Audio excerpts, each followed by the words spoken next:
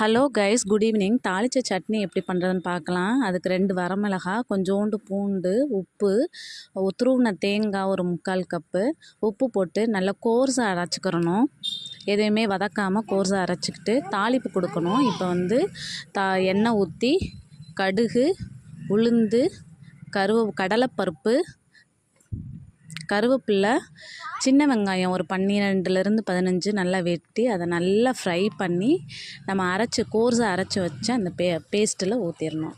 ரொம்ப டேஸ்ட்டாக இருந்துச்சு. தேங்காயோட ஃப்ளேவர் நல்லாயிருக்கும். ட்ரை பண்ணுங்கள். தாளித்த சட்னி அது ரைஸ்க்கும் சாப்பிட்லாம், சப்பாத்திக்கு ரொம்ப டேஸ்ட்டாக இருந்தது.